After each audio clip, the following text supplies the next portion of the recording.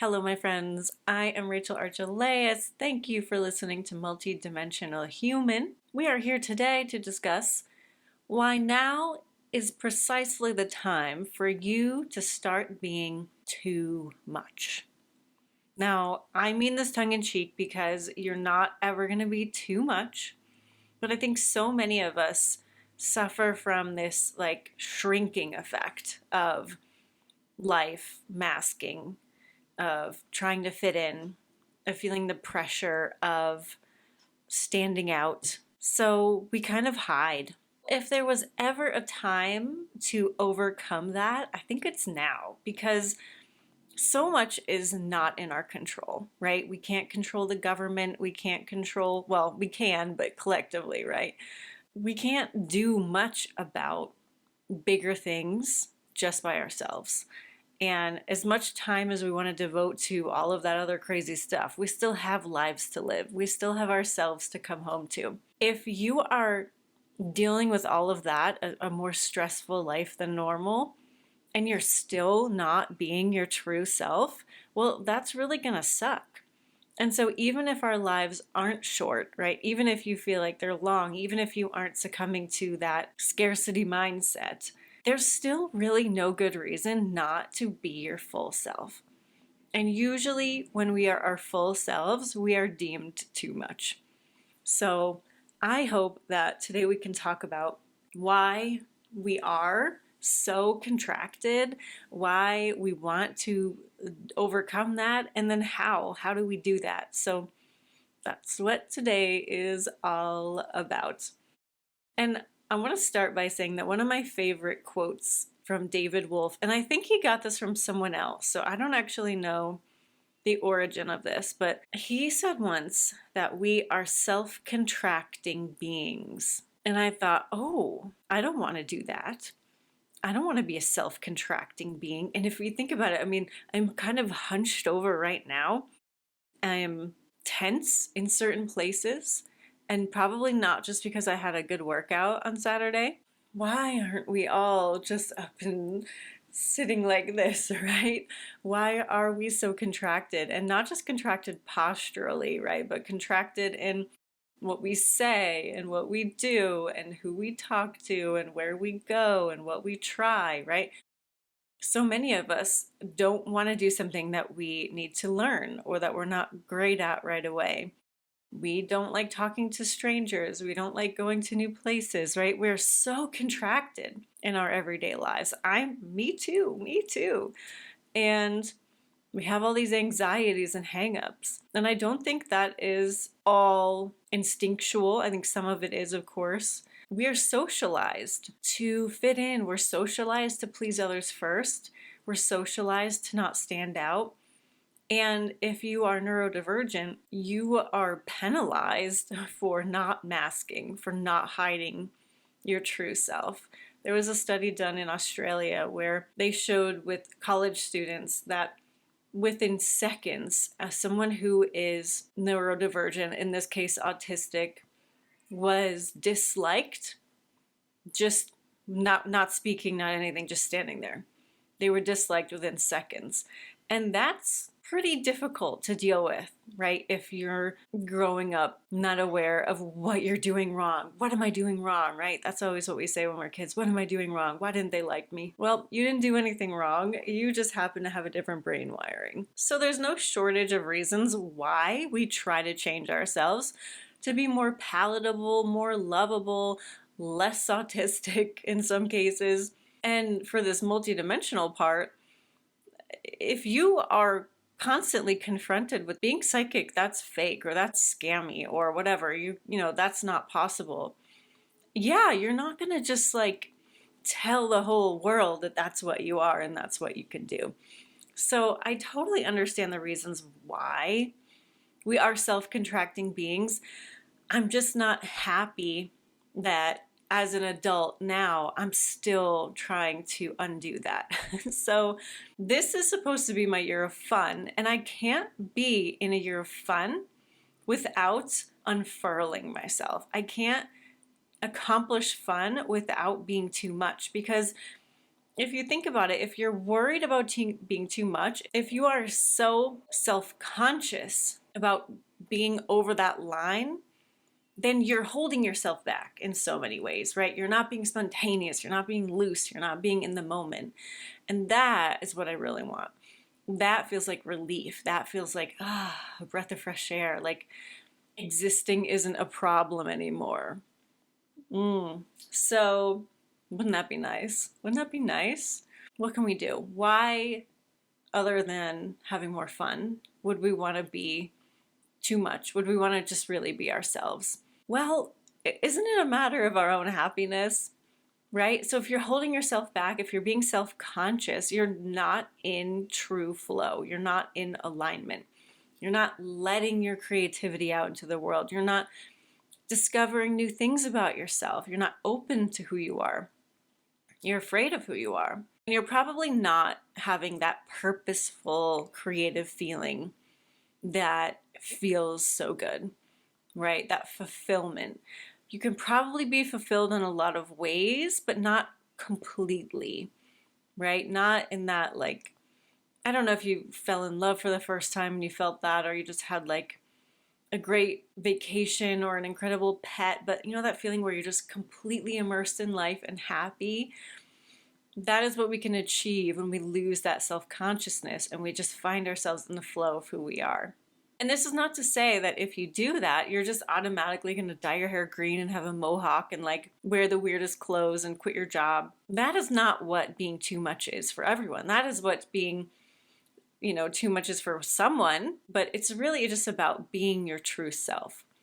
Intimate Alien told us in the beginning of the year, so often we choose relatability over our own alignment.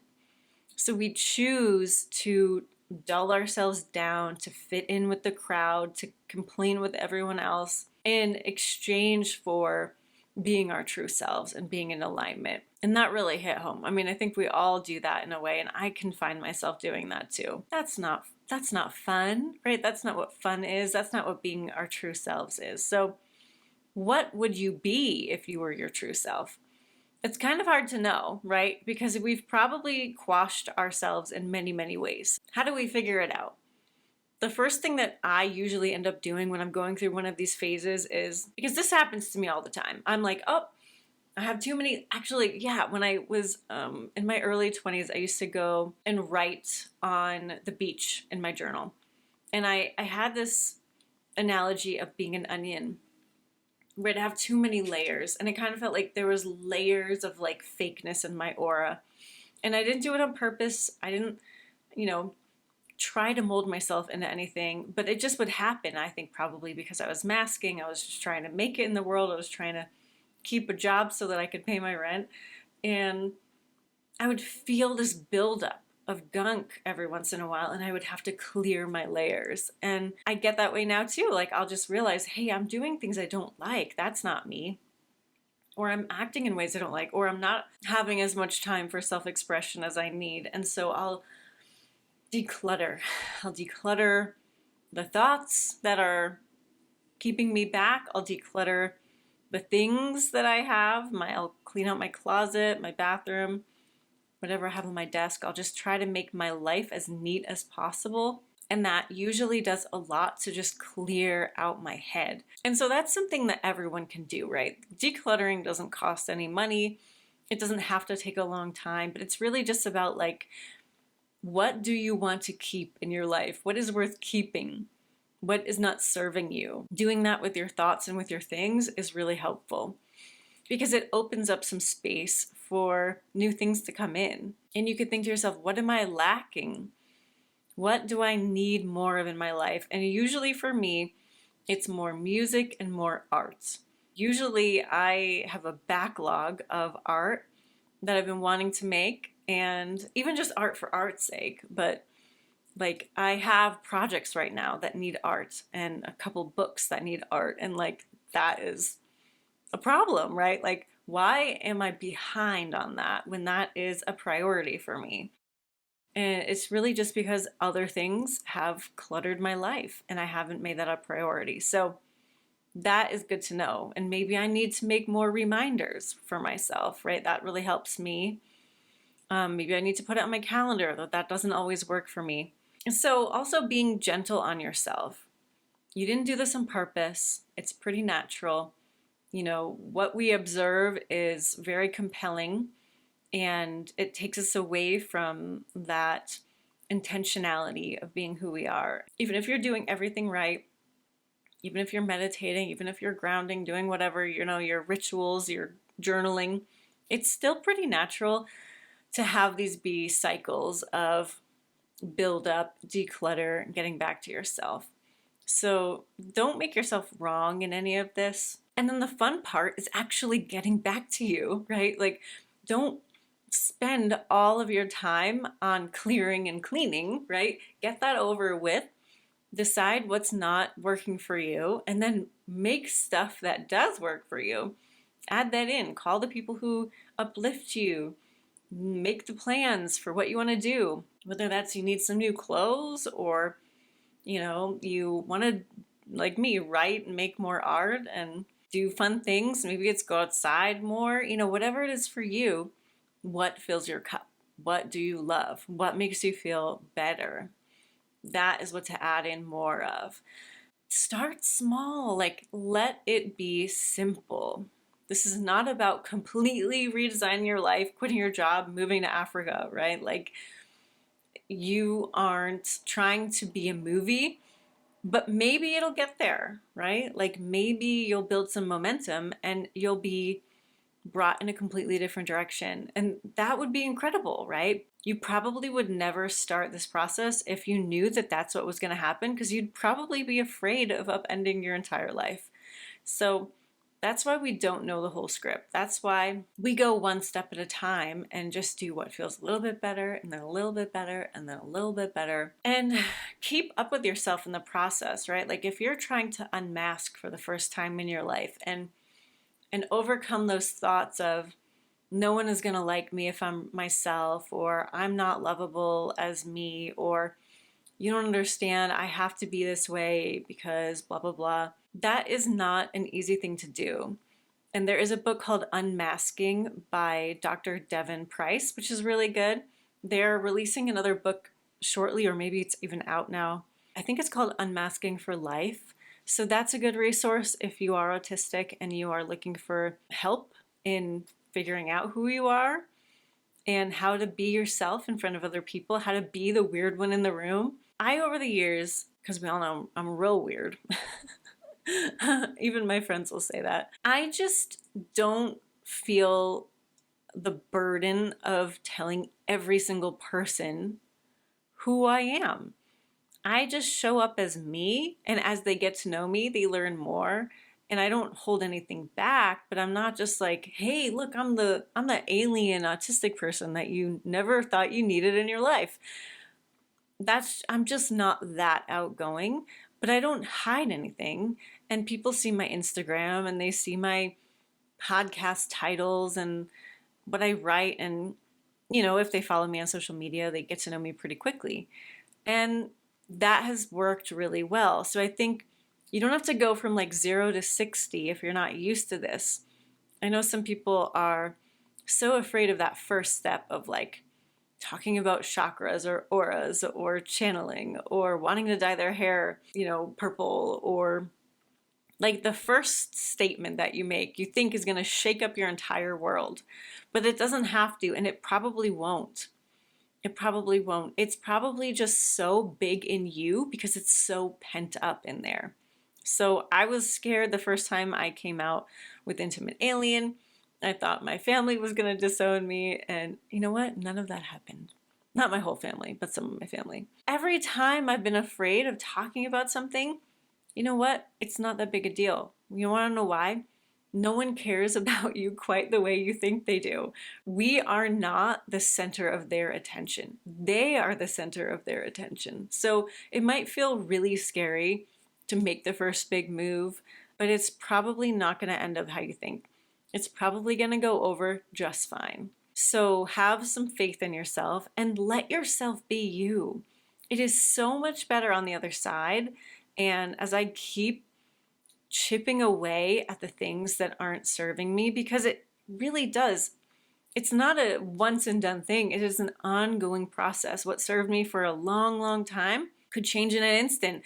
And it would take me a year or two to figure that out, right? Because, change is hard. So be really easy with yourself and have fun in that creative discovery process where you are figuring out what you like. Like, what are you drawn to on YouTube? What are you wanting to ask people about?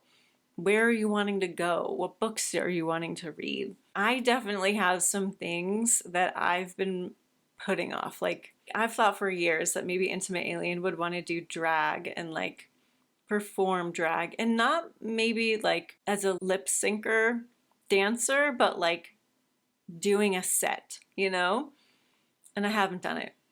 I've barely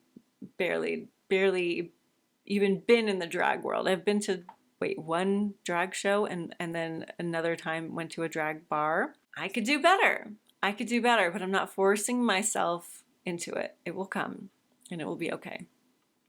There's lots of things like that I've thought maybe are on my horizon. And the more I focus on what I can do and what I want to do and what is easily accessible to me, the easier that step will be.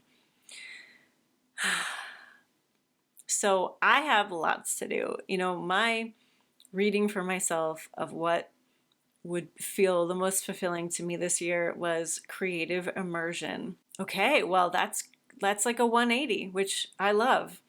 I've been in school for almost a year and a half. I graduate very soon, and I'm going to have a lot more time for creativity. I'm going to have time for the art, for those books that I'm working on. I'm going to have time for my quilts. I'm going to have time for my, flower designing, for whatever else I want to do. And that's great, right? So I fulfilled a big part of me by going back to school. That filled up some part of me, that part of my brain that really wanted to write papers every week for a year and a half. And now I'll have time to be a writer and also have more art in my life and be outside and do all those wonderful things. So you aren't dead yet. You're still here. You can do things with your life. You can explore yourself and you can have more fun. I am going to be having more fun, so let me know what you're going to be doing to have more fun. And hopefully I've convinced you to be more of yourself and to be too much. Show up, show off. We want to know what you're doing. You're not bugging us. And I'm going to take my own advice. So lots and lots and lots of love to you. And I'll see you soon. Oh, also rate this podcast. If you're on Spotify, please rate the podcast. If you are on Apple Podcasts, please rate the podcast. I would love it. And if you have any questions, comments, come over to Substack or leave them wherever you are. And thank you so much. Bye.